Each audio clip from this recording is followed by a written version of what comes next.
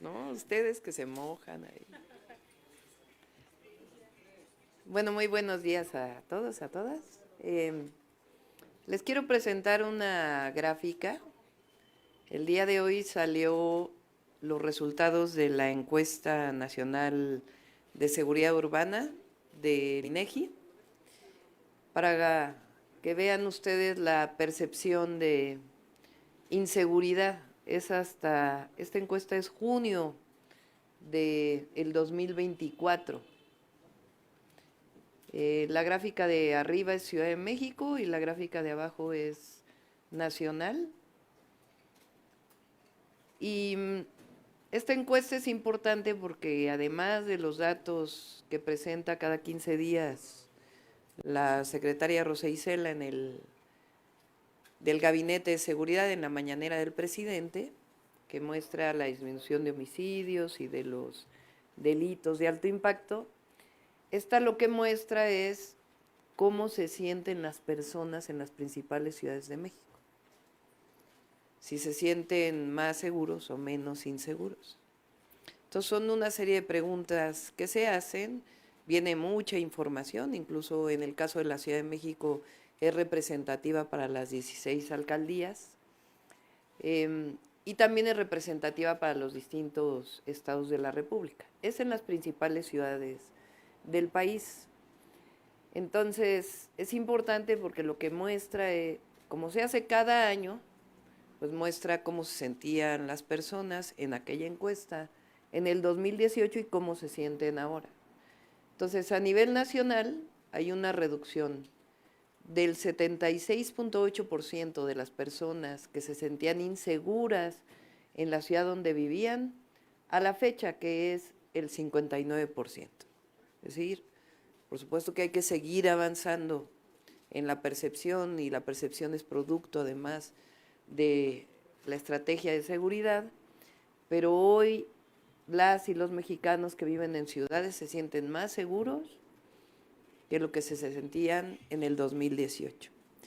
Y en el caso de la Ciudad de México, pues es importante porque la disminución es todavía mayor. Yo dejé el gobierno de la ciudad en junio del 2023. Entonces, de junio del 2018, que 91.7% de las personas que vivían en la ciudad en ese momento se sentían inseguras, es decir, solamente 9% no se sentían inseguras. Altísimo, prácticamente todas las personas se sentían inseguras. Cuando yo dejo la ciudad, el 59%, una reducción muy importante, se sienten inseguras. Y después el trabajo que hace Martí Batres, de junio a junio de 2023 al 2024, hay una disminución importante en junio al 51.5%. Entonces es importante esta gráfica porque, repito, más allá de los propios datos que se muestran, que claramente muestran la disminución de homicidios y de otros delitos, las personas hoy se sienten más seguras que en 2018. Y de ahí pues vamos a tomar el gobierno el 1 de octubre y nuestro objetivo es todavía disminuir más y con mayor rapidez. Ese es el objetivo, como lo hicimos con la estrategia en la Ciudad de México, que a nivel nacional, como lo hemos dicho, son 4 ejes, que es atención a las causas, más y mejor guardia nacional, inteligencia e investigación y coordinación entre todas las instituciones, no solo de seguridad pública, sino también las fiscalías y las entidades de la República. Pues este es lo que queríamos mostrarles el día de hoy. Por otro lado, comentarles que hoy en la mañanera también mostró la secretaria de Gobernación nuevamente el tema de la representación de los plurinominales. Están convocando, el otro día había una manifestación los adversarios políticos para pedirle al INE que se viole la Constitución, porque dicen que hay sobrerepresentación y la manifestación es para evitar la sobrerepresentación. Entonces, en realidad, lo que le están pidiendo al INE es: INE viola la Constitución. Los que hablan de Estado de Derecho, de respeto a las instituciones, de el INE no se toca, de etcétera, etcétera, etcétera, están convocando una marcha para que el INE viole la Constitución. Porque claramente, como mostró hoy la secretaria y como dice, sin errores, sin error de interpretación, sin posibilidades de interpretación, la Constitución, la representación de los plurinominales pues está establecida a partir de la votación de los partidos políticos, no de las coaliciones. Es otra cosa que quería comentarles y con gusto contestamos sus preguntas. Iniciamos sesión de preguntas y respuestas con Arturo Pavón de El Chapucero. Gracias. Buenos días, doctora. Para preguntarle acerca de lo que se ha dado a conocer, Guillermo Hernández, un compañero de las redes sociales, difunde, manifiesta que Ricardo Salinas Pliego ha hecho demandas allá en una corte en Estados Unidos, en Los Ángeles, acerca de que tienen que obligar a los dueños de las plataformas, los dueños de las plataformas como Mark Zuckerberg y los demás, para que den a conocer datos personales de quienes ocupan esas plataformas para llevar a cabo su actividad periodística. En esos tenores está Gómez Naredo, está Álvaro Delgado, están demandados también Nacho Rodríguez del Chapucero, está también Hans Salazar. ¿Qué opinión tiene usted acerca de este movimiento que quiere hacer para callar las voces? Pues primero hay que averiguar, ¿no? Porque si realmente está esta denuncia, ¿no? No es que dudemos de ninguna manera de lo que dice el compañero, sino hay que tener toda la información antes de poder vertir una opinión. Las razones por las cuales hace esta, si es un juicio, si exactamente qué es y qué es lo que está pidiendo. Entonces, primero hay que tener toda la información, ¿no? En caso de que en efecto sea cierto, pues es una violación completa a lo que se dice defender, que es la libertad de expresión. Entonces, por un lado dices que defiendes la libertad de expresión y por el otro lado pides los datos personales. Pero creo que antes de vertir una opinión clara sobre esto, que en caso de ser así, pues evidentemente no estamos de acuerdo, hay que averiguar exactamente qué es esta denuncia que presenta esta persona y también preguntar, primero, ¿por qué no lo hace en México? ¿Por qué lo hace en Estados Unidos? Y segundo, pues sería una violación a la ley de datos personales, ¿no? Y tercero, pues a la libertad de expresión, ¿no? Entonces no se puede defender la libertad de un lado y por otro lado no estar de acuerdo. Pero vamos a esperar a que investiguemos un poquito más en qué consiste esta denuncia, si es el caso. Por otro lado, sabemos que el desmantelamiento de la Comisión Federal de Electricidad que inició el neoliberalismo aquí en México empezó por el Museo Tecnológico de la Comisión Federal de Electricidad. Ese museo pues ahora se encuentra vacío, fue saqueado posiblemente y pues seguramente usted, como muchos otros, pasaron horas paseando por ese museo, conociendo y enamorándose más de la tecnología. ¿Hay posibilidad de que durante su gobierno se pueda restablecer ese museo o algo parecido? Porque pues fue, yo creo que la inspiración para muchos científicos. El museo es una pequeñita parte o una pequeñísima consecuencia, digo pequeñísima porque es muy grave la reforma del 2013 y las reformas previas. Justo ayer tuvimos una reunión de análisis de lo que ocurrió, lo que ha ocurrido con la Comisión Federal de Electricidad. Primero la reforma del 92 de Salinas de Gortari. En la Constitución establecía el servicio público, no hay monopolio en el caso del servicio público de energía eléctrica, y que eso venía en el 28 constitucional, y el servicio público solo le corresponde al Estado mexicano, a la nación, proveerlo. Entonces hace una ley de la industria eléctrica, una ley del servicio público, que dice, bueno, lo que no es servicio público, y pone una serie de acciones, 5 entre ellas, generación independiente, etcétera.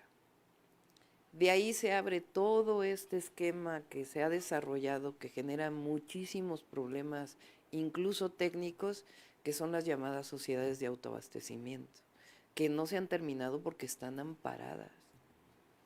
Y ahí regresamos a la Corte, porque están amparados y además echaron para atrás la ley o las modificaciones a la ley de la industria eléctrica que presentó el presidente López Obrador, que aprobó el Congreso y que 2 ministros de la Suprema Corte echan para atrás. Y de ahí vienen una serie de modificaciones hasta la reforma eléctrica del 2013, donde se abre el sector eléctrico al mercado eléctrico y evitan que CFE pueda tener, o sea, se catalogue como un monopolio en caso de tener mayoría. Entonces la CFE la dividen en un montón de subsidiarias con muchísimos problemas de operación por esa característica, más un supuesto mercado eléctrico que en realidad pues no existe, asociado solo a permisos de la CRE. Se acaba la posibilidad de planeación del sector eléctrico, que realmente apenas comienza a recuperar el presidente. El museo lo mete en un fideicomiso vinculado con la privatización. Entonces, por eso en 6 años, como está revuelto todo vinculado con la reforma del 2013, no se ha podido resolver ese problema y poder invertir incluso recursos públicos para que pueda ser un museo distinto. Entonces, me tocó verlo cuando el proyecto Chapultepec, que decíamos, bueno, pues hay que recuperar ese museo para, pues hay un intríngulis jurídico ahí porque está asociado a un fideicomiso que se estableció a partir de la reforma del 2013. El licenciado Bartlett ha tratado de buscarle la manera para que se renueve, incluso bajo todo ese intríngulis jurídico que ha generado problemas en el sector. Y por eso está así el Museo Tecnológico. O sea, es producto de la reforma del 2013. Entonces, por eso es importante la reforma que planteó el presidente ahora constitucional para la preponderancia de Comisión Federal de Electricidad, que es una de las 20 reformas. También ahí viene lo del Internet. Y nosotros estamos trabajando también para que, pues para ordenar el sector, porque el problema es que está lleno de amparos, de sociedades de autoabastecimiento, de amparos vinculados con el supuesto mercado eléctrico que en realidad pues es muy pequeño, de las famosas rondas de licitaciones. Entonces, es parte del problema que aún con todo lo que ha hecho el presidente, nos va a tocar enfrentar a partir del 2024, de octubre del 2024. Entonces, ese museo es una de las múltiples consecuencias de la reforma del 2013, el que esté así. Continuamos con Mariana Madrid de Albavisión, Canal 13. Doctora, buenos días. Saber su opinión de cómo se va a desarrollar esta relación comercial con Estados Unidos, las inversiones, la relocalización que dijo que van a impulsar después del anuncio que hizo Trump de aumentar los aranceles 10% y que pues, ya está teniendo repercusiones negativas con el anuncio que hizo Elon Musk ayer de pausar la planta de Tesla en Nuevo León. Sí, Escuché la lectura que hizo el presidente, la carta que le envía a Trump. Y si ustedes escucharon la presentación del secretario de Hacienda en San Luis Potosí y de la actual secretaria de Economía, que será secretaria de la Función Pública a partir de octubre, de Raquel Buenrostro, ahí se muestra la fortaleza de la relación comercial Canadá, Estados Unidos y México. El propio presidente Trump en algunas de las declaraciones que ha hecho, incluso ahí donde relata, que ahí por eso hicimos el tuit, de supuestamente cómo se dio la negociación de lo de los aranceles. Ahí en ese meeting, en esa concentración, dice que él cree que ni siquiera se debe revisar el tratado con el TEMEC.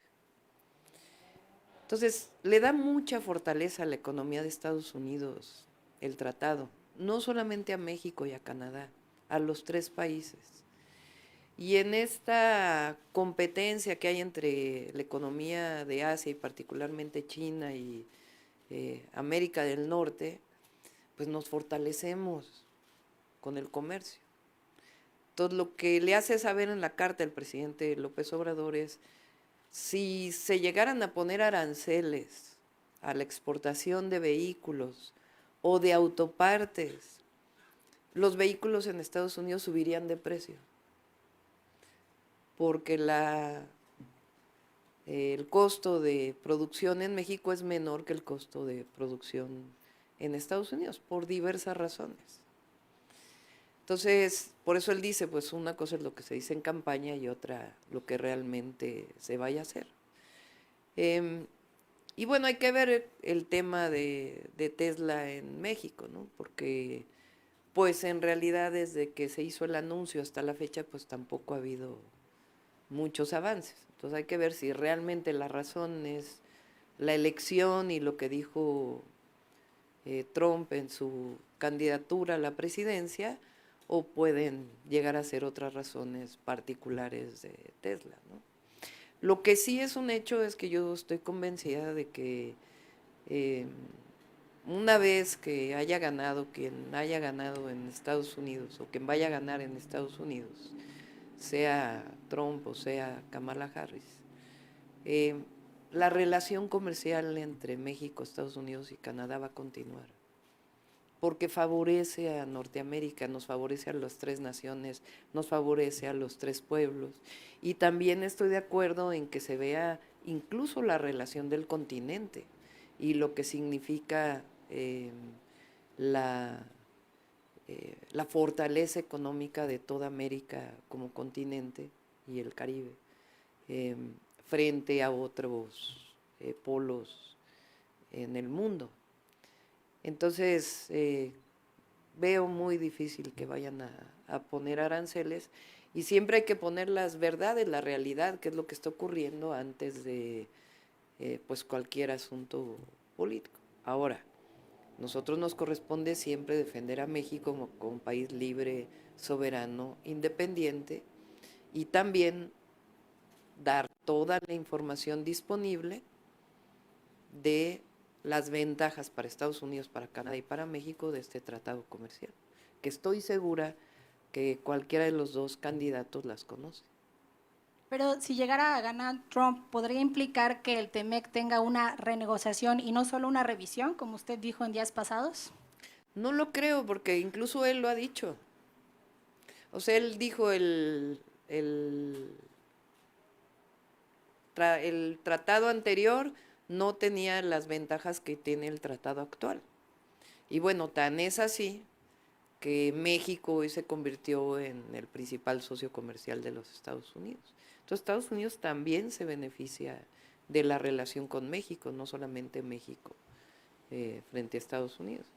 Entonces, ya nos tocará en su momento trabajar con el gobierno que vaya a quedar a partir de finales de enero, que es cuando entraría, creo que es el 20 de enero, si mal no me equivoco, creo, ¿no? Vamos a revisarlo.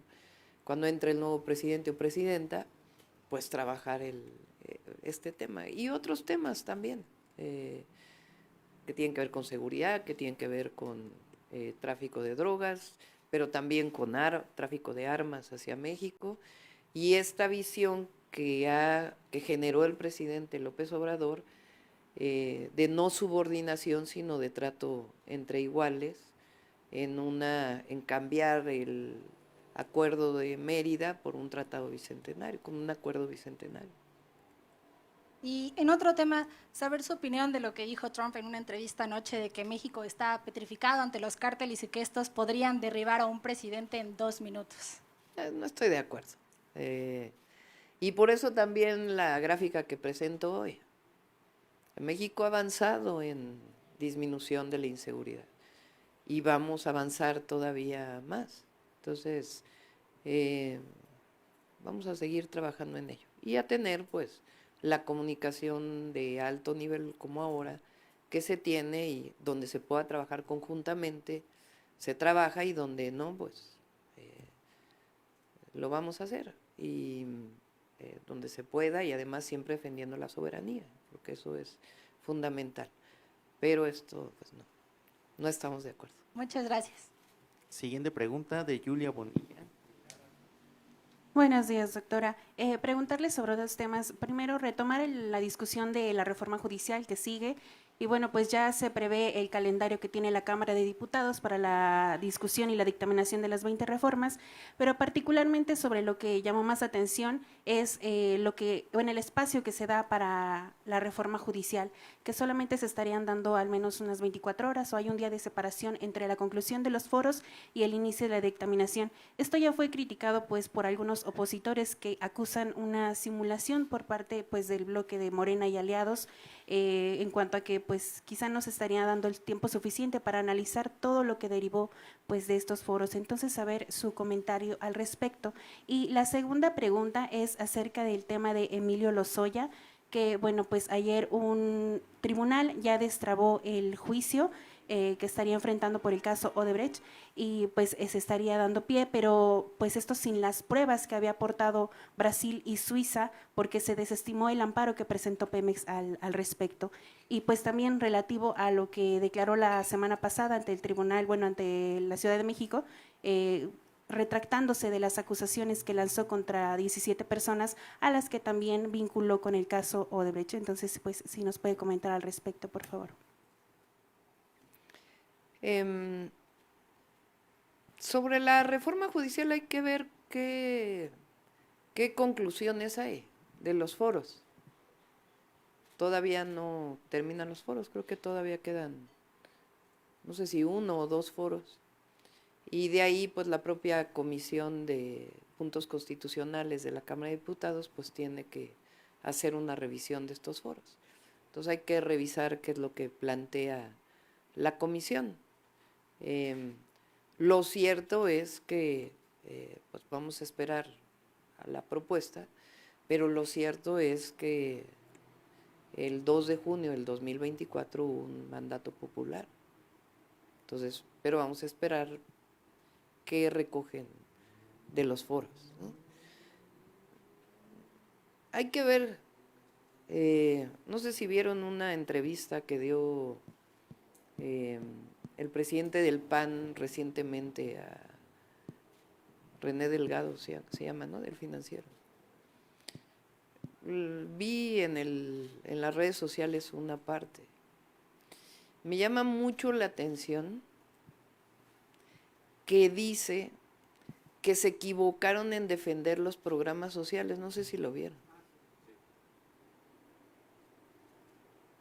Véanlo. Es que es buenísimo, de verdad. O sea, durante toda la campaña, bueno, hasta la candidata se sacó sangre para decir que estaban de acuerdo con los programas sociales. ¿Y qué decíamos nosotros en los mítines? Es falso, poníamos a Fox con lo que decía, de que eran flojos todos los que recibían programas sociales, lo decía con otra palabra, y que entonces nosotros decíamos en los mítines, miren, Ellos votaron en contra de la pensión adulto mayor en la Cámara de Diputados. Entonces, no es que Fox ya se haya, yo decía, ya se puso cucú, decía, hay unos mítines. Lo que pasa es que así piensan ellos están en contra de los programas sociales. Bueno, ya el presidente del PAN dijo, en efecto, estamos en contra de los programas sociales. Entonces, ahora dicen, no, es que es una simulación los foros, pues se esperen a... Ya sabemos que ellos están en contra de que se elija al Poder Judicial por voto popular, pues eso ya lo sabemos. Pero vale mucho la pena porque entonces, ¿qué valor tiene su palabra? Cuando decían una cosa, ahora dicen otra. Entonces, ¿qué es una simulación? Pues, ¿quién les va a creer? Que si todavía no acaban los foros. Es lo mismo, están llamando a violar la Constitución, es una marcha para violar la Constitución.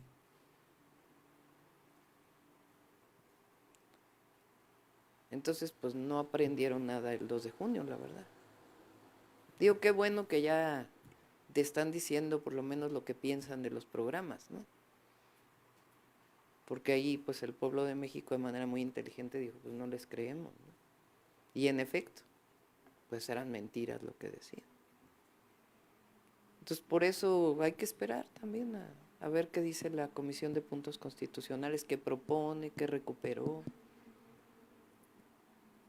Y sobre el caso de Lozoya, su desistimiento de las acusaciones y que se ha destrabado el juicio sin las pruebas que sostenían la acusación en su contra. Pues no conozco en particular esto que menciona, no lo he revisado, pero lo cierto es que hubo una corrupción en Pemex en el gobierno anterior terrible y que hubo moches asociados a la aprobación de la reforma energética del 2013. Entonces, pues tendrá que definir la fiscalía, ¿no? Pero realmente, pues, de que hubo corrupción y que se ha mostrado el endeudamiento que hicieron de Pemex prácticamente al doble entre Calderón y Peña, y luego en particular, pues, todo lo que significaron esta relación con Overdrecht, ¿no? Pero bueno, ya la fiscalía tendrá que decir. Gracias, doctor. Última pregunta de Dalila Sarabia, de Animal Político. Hola, doctora, Hola, Dalila. buenos días. Un poquito nada más rápido, insistiendo con lo que dice mi compañera, se hicieron los foros para lo de la reforma judicial, pero hay total garantía de que aunque los foros terminen el 8 de agosto y el 9 se pretenda subir el dictamen para su discusión, se incorpore las conclusiones o lo que haya resultado en estos foros. Lo tienen que decir los diputados, no me corresponde a mí. Yo me reúno con ellos para ver este y otros temas de cómo va a ser el proceso, pero ya ellos tienen su decisión de cómo y cuándo lo van a hacer. Entonces, por eso digo, vamos a esperar a ver cuáles son las conclusiones de los foros que están planteando y a partir de ahí, pues ya que se opine de si se incorporó parte de lo que dijo la ciudadanía, ¿no?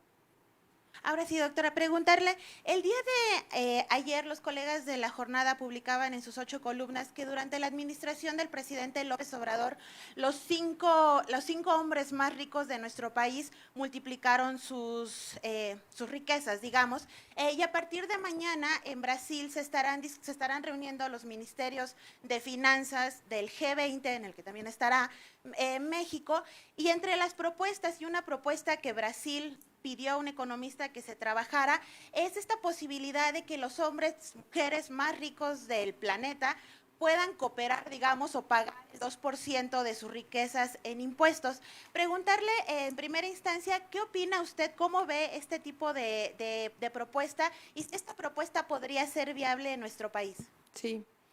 Yo ayer lo comenté, no estamos planteando en México en particular, para el próximo año, una reforma fiscal, digo profunda porque Finalmente hay algunas revisiones que se están haciendo como se hacen todos los años, de misceláneas de algunos temas que normalmente están ahí planteados, entonces se está revisando eso sin generar mayores tasas y demás. En México, aún con el crecimiento de las ganancias de los bancos y de algunas riquezas de los hombres más ricos, digo hombres porque son hombres en general, hay disminución de las desigualdades. O sea, en la época de Calderón, la diferencia entre los más ricos y los más pobres era de 35 veces. De la encuesta nacional ingreso-gasto del 22, hay que ver cuál es el resultado del 24, se hacen cada 2 años. Esta se redujo a 15, si mal no me equivoco. Entonces hubo una disminución incluso de las desigualdades y de la pobreza. Por supuesto que nosotros estamos de acuerdo en que nuestra visión siempre ha sido la distribución de la riqueza. Y hay que ver en particular pues el planteamiento que se está haciendo. Ahora, en el caso de México, para el próximo año, no estamos haciendo un cambio de tasas ni de mayores impuestos. De forma particular, ¿usted qué opina? ¿Los que tienen más tendrían que pagar más? Así es el ISR, por ejemplo, en México. La Constitución mexicana, por eso el IVA es un impuesto, lo decíamos en aquel momento, cuando se impuso el IVA y después cuando aumentaron el IVA a la tasa del 15%. Es un impuesto muy regresivo, porque todos tenemos que pagar lo mismo. Si tú ganas el salario mínimo, poco más de 7,000 pesos al mes, cuando compras un artículo pagas exactamente el mismo impuesto que el que gana 1,000,000 de pesos al mes. Entonces, un impuesto regresivo. El ISR, por ejemplo, es un impuesto al revés, que le cobra más al que más tiene.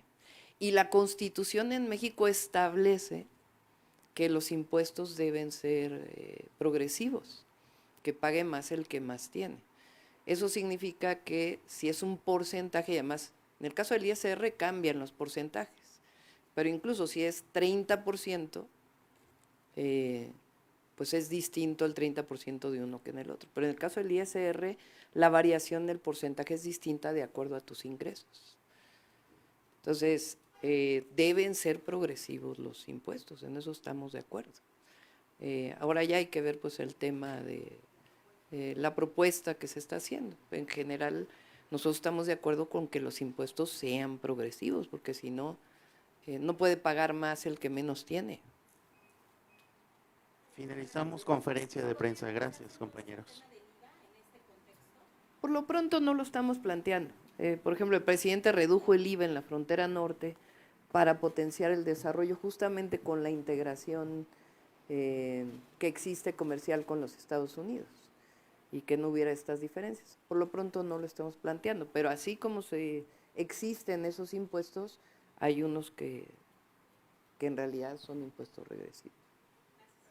Las conferencias van a continuar todos los días.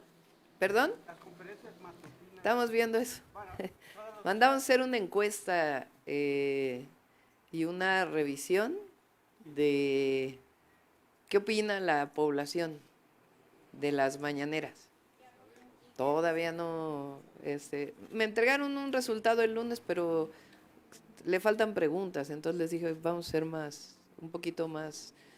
Entonces pregunta qué opinan, por qué les gustan, en el caso de que les gusten, por qué no les gustan, en caso de que no les gusten, y si les gustaría que cambiara de horario. Estamos preguntando. También estamos en eso, ya lo vamos a hacer.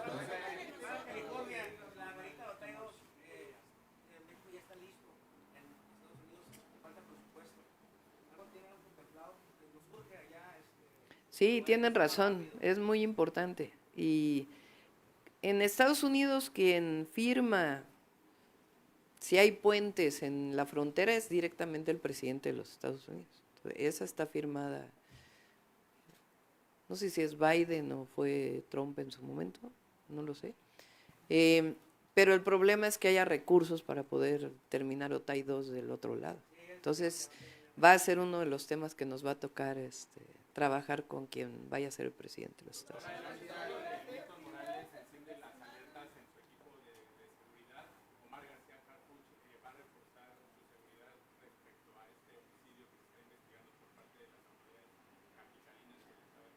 Sí, más bien lo importante ahí es que se conozca la verdad y se haga justicia.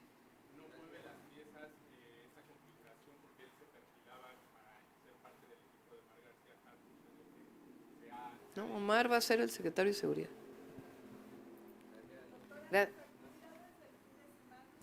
Sí, con todo gusto.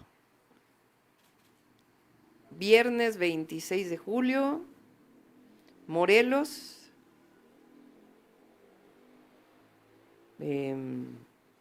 Vamos a hacer revisión del programa, casi todas son privadas, o más bien todas son privadas, parece, de mejoramiento, evaluación del programa de mejoramiento urbano y del Programa Nacional de Reconstrucción. El sábado es también Morelos y después Guerrero. Hay un evento público en la Universidad Benito Juárez de Tlaltizapán de Zapata, en Morelos. Y luego el domingo vamos a Coajinicuilapa, en Guerrero. Ahí es un evento público también, inauguración de la carretera Las Vigas, límites de los estados de Guerrero y Oaxaca.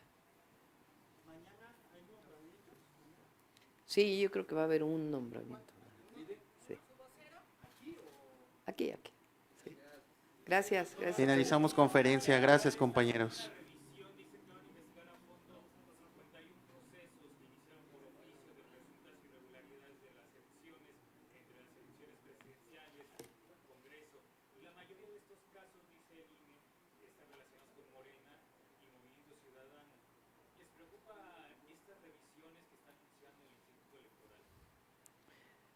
Pues es parte del proceso, ¿no? No le veo pues que vaya a haber ahí algún cambio, ¿no?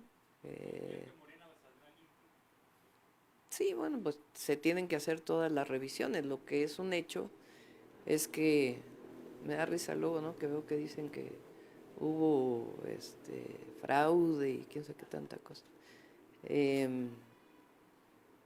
Cuando hasta la OEA, que vino de observador, dijo que habían sido unas elecciones limpias, claras, masivas, etcétera, etcétera, ¿no? Entonces, hay una parte que entiendo que el caso de la elección presidencial, ya en estos días, la Sala Superior del Tribunal Electoral, del Tribunal Electoral Federal Electoral, ya tiene su borrador para poder dictaminar. En el caso de diputados y senadores, pues tienen obviamente que resolver pues todas las impugnaciones que se presentaron, pero no veo que vaya a haber cambios importantes. Gracias a todos. Gracias.